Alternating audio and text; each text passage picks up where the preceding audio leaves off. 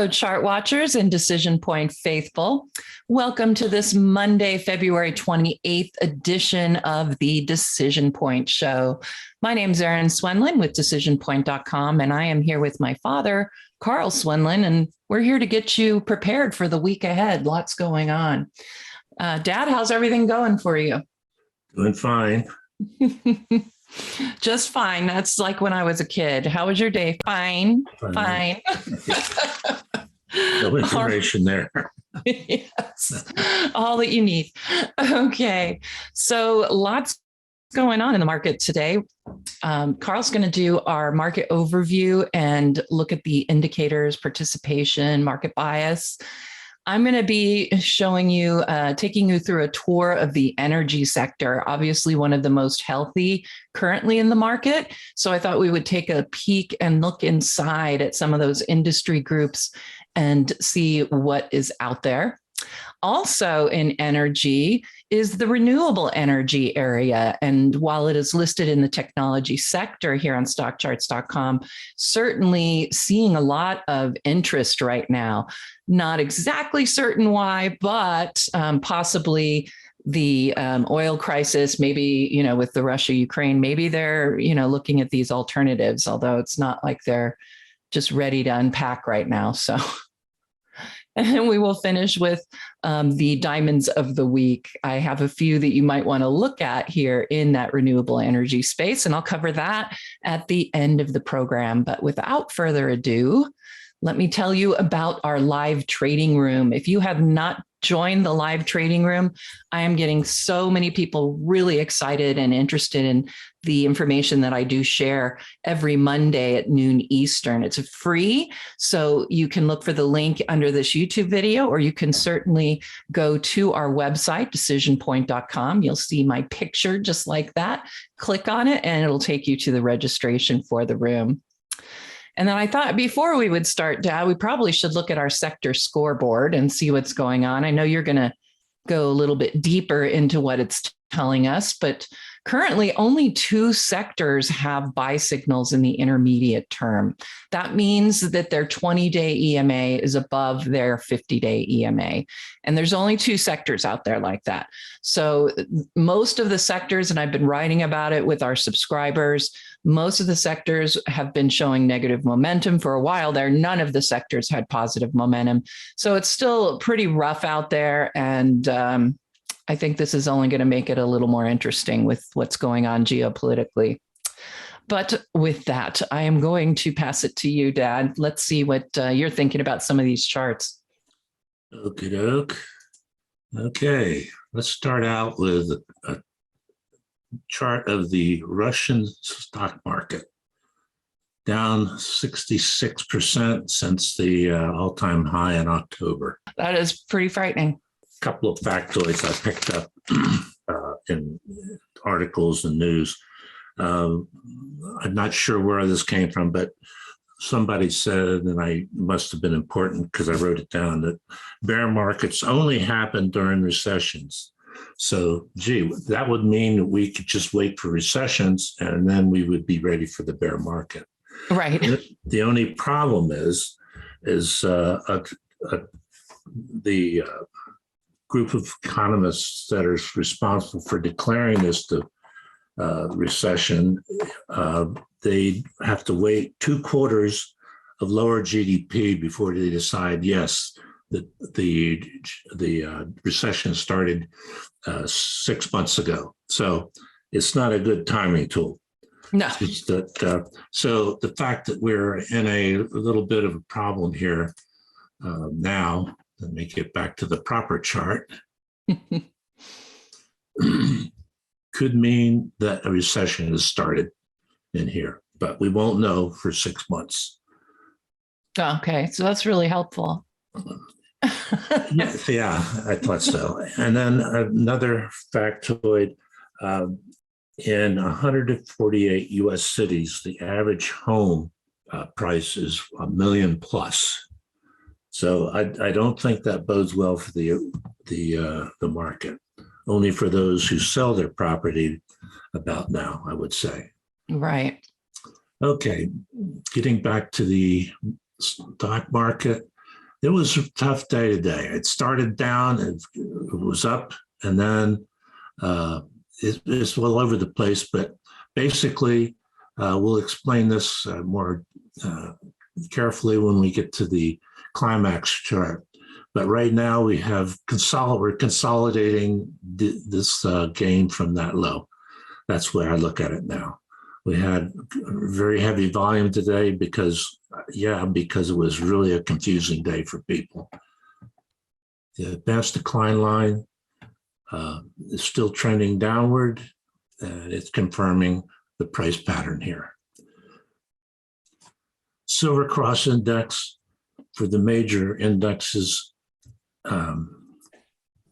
not looking good. We're at 38% now for the S&P 500.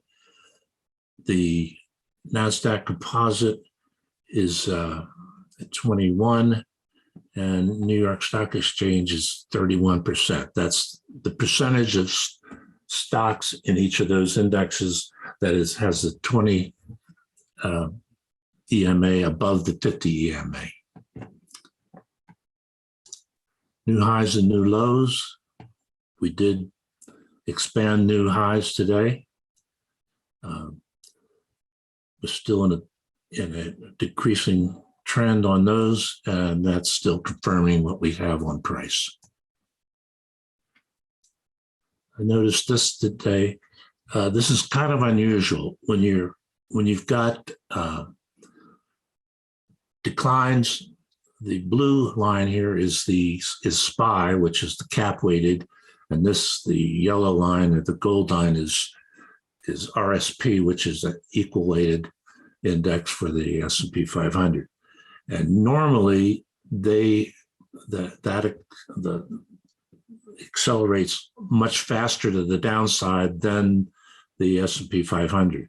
That's not the case right now. Just something of interest, and not sure what to make of it at this point. We've got a falling wedge on the weekly chart. We've broken down from a rising wedge, which is you would expect that to eventually happen. Now, with a falling wedge, that's bullish. We expect it to break out. In my mind, I'm thinking bear markets at the beginning, you'll have something scary down, and then you'll get a breakout, and everybody takes a sigh of relief, and then it continues down. Just a suggestion of what might happen. I obviously don't know for a fact that's what's going to happen. I guess the crystal ball is broken. Yes, it is. Okay, we've got no climax today. Very good volume, but no climactic readings. We're still waiting for the New York Stock Exchange numbers, but they come in late, as many of you know by now. Again, you had an upside initiation climax on Friday, and today it looks like a consolidation of that climax. You expect either to continue or to churn. It looked to me like it was going to head back down today, but it pulled it out. Mm-hmm. Our short-term indicators got very oversold, and we're bouncing out of that oversold condition. Our intermediate-term indicators have been oversold. They're still pretty oversold, so there's a good shot that we might be coming out of. We might start a rally that would break up this decline. We'll see. Let's see. I wanted to. There we go. This is the chart we publish every week. This is the version as of Friday, and it gives a summary of all the silver cross indexes, gold cross indexes, and then the intermediate term bias, which is the short term indexes I'm sorry, subtracting the golden cross from the silver cross number, and you see it gives us, when they are lower, it shows us that we have a downside bias there. We're very oversold. A couple of ones I wanted to point out. The NASDAQ composite is the worst of the major indexes. And it has 21% on a silver cross, which means 79% are in an intermediate term correction, short to intermediate term. 30% golden crosses, which means 70% are in a bear market. 70% of the NASDAQ composite is in a bear market. Now, that is defined as the opposite of the golden cross being a dark cross, as being the definition of a bear market. It doesn't mean that they're necessarily down 20% or more, but by this definition, they're in a bear market. Not good. Now, I was surprised the NDX is even worse than the NASDAQ composite. 81% on a dark cross and 49% on a dark death cross. Okay, that's the NDX. That's heavy duty blue chip stocks in that. The OEX is it's not as it's not so many tech stocks in that OEX. Not so much domination of tech. Let's put it that way. In financials. No, not financials, but tech. And it's still down to 34% of silver crosses. This is getting kind of shady down here, 65, 68. I draw a line at 70%, and I say get worried when it gets below that. That's just sort of an arbitrary number that I've come up with, but that's it. Now, notice that, wonder what's going on with energy. Okay, but good summary and worth a look at. And of course, we have the charts to go along with it for our subscribers that are updated every day. Okay. I think that'll do it for me. Okay. All right. Well, you'll have to tell me what you're thinking about some of the charts I've got to show today. So I've got solar up, but I'm not going to talk solar just yet.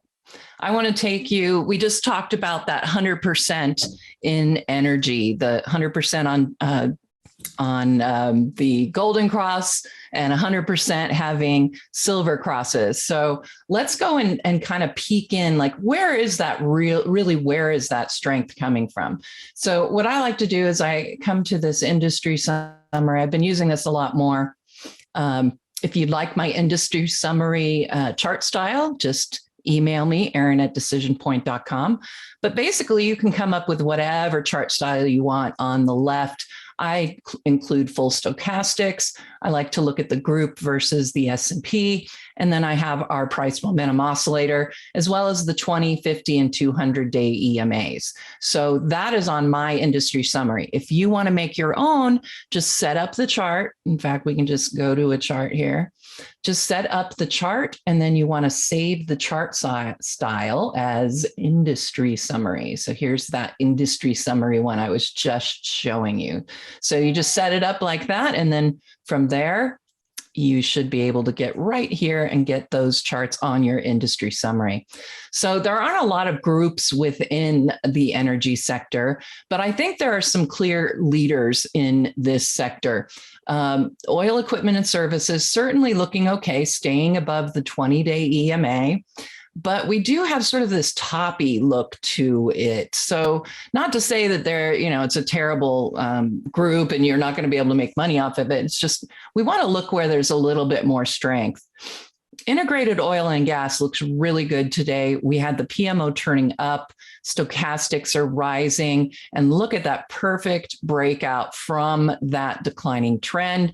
You could even say this is a flagpole with a flag on it, and that breakout, I think, looks really good for integrated oil and gas. If we look at exploration and production, another one that looks very healthy, stochastics rising, PMO tipped back up, and you can see it's now back to those, I believe it's all-time highs.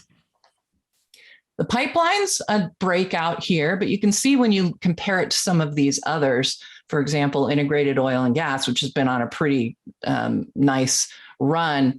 Pipelines, you've got a little bit more back and forth, if you will.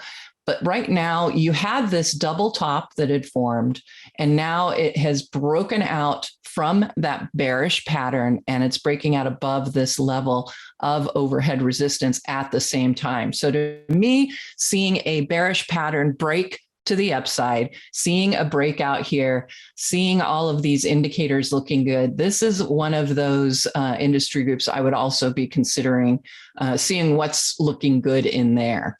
Coal, not so bad. I mean, it's got this sort of flag formation, but the problem is that this flag is more of a megaphone than just a declining, trend channel. Usually that's what you want to see as far as a flag goes. So not sure I put it with that. Coal still looks pretty good here after this pullback, but I have to say when I go through these, I really like the look of integrated oil and gas and those pipelines. So now what do? I've found these areas of the market I like. Where do I go from there? So if you click over here on this particular icon, it'll say industry members. You can kind of see that underneath the little hand. So this will tell you all the members that are in that particular industry group. And there we go. It's a pretty large group. So the question is, well, now what do I do with this? I like to organize it by scooter rank because that tells you that it has relative and internal strength when it's compared to its peers in either large cap, mid cap, or small cap. So the universes the scooter is using are just whether you're large cap, whether you're mid cap, or whether you're small cap. So those are the universes. But the main thing is you want these high numbers that tells you where the strength is likely. So you can go through and you can hover over these and look at what looks interesting. I have to say, ConocoPhillips looks really interesting here. Nice breakout, similar to the group right now from a declining trend. And it's actually making some new highs as well. You can see that everything looks pretty good on the chart. And then when I look at relative strength, I find this kind of interesting. This one's actually improving a little bit on its relative strength, but overall it tends to move with the group, which is fine if the group is doing well, but if it isn't, then what do you do? So let's see if we can find something with a little bit better relative performance. So let's look at Suncor. Bit different, but not great. Still with the group, in line with the group. So let's try Hess. That's a nice looking chart. A little bit parabolic here on this move to the upside, but a really solid breakout here. PMO giving you that crossover buy signal very soon, not quite. And RSI is positive. It is a little on the overbought side, but I have to say you can see that the RSI can stay overbought for a while if it's doing well. In fact, in this case, it was overbought for 9 trading days, so it can handle that. Here's what I'm looking for is that relative strength against the group rising. So of them all that I just showed you, I would say Hess has probably the best looking chart at this point. But let's go all the way back and look now in the pipelines area. What can we find? Oops. Right there, pipelines. Again, I just click right here and we can organize by scooter. And now we can see some of the, well, there's Hess M. I wonder what that one looks like since we looked at the other, another really nice looking chart. And again, there's your relative strength to the group. So if you can find one that's improving its relative strength against the group, and the group is doing well, you're generally going to get this middle window where the stock is performing against the S&P. And as you can see, it's been a pretty much a winner this whole time. 6% yield. Yes, that's the other thing with these pipelines. You're going to find those higher yields. So on top of being in an area of the market that's getting, in the spotlight because of what's going on with Russia and Ukraine, I think that that's also something to consider, are those higher yields. All right, well, I have just a few minutes here. I'm going to go and switch us over to solar energy. So solar has really started to break out. I actually was watching it last week. This is Thursday and Friday, and I liked that we were getting the rebound on solar, but I just didn't really trust it yet. And I still have to say I have a little bit of misgivings. Why would that be? Let me get this inspect tool off. Because solar is in a deep bear market, very deep. Actually, now I need this back. So if we look at where it was at its tops back here in November to where it is now. So even counting this rally, it's still almost 30% decline. So it's in a bear market. So we always have to be careful, because even when you get these big moves like this out of oversold conditions, in a bear market, you don't tend to see a whole lot of follow through. But I have to say these solar charts are starting to get really interesting. So let's look at a few that I have here. I've written down quite a few. So I'm going to start with just a couple that were mentioned to me in the trading room in this space. Tesla is one. Yes, it's not a renewable energy company per se. It's in the auto industry group, but it's certainly getting love, partly because of this renewable energy push right now on those stocks. And a lot of people have been talking about this one as doing better because of where it's located in the market. You're not dependent on oil, which is going very much higher in price. I have plenty of thoughts about all of that, but I'm going to stick to the technicals on the chart.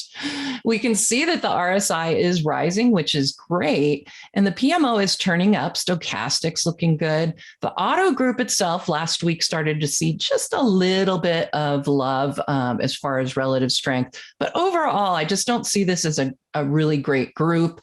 And that's going to be a problem for Tesla. Yes, we've made this move, but notice still beneath the 20-day EMA, still beneath this area of very strong overhead resistance. This is going to be an area of overhead resistance with the 50-day EMA.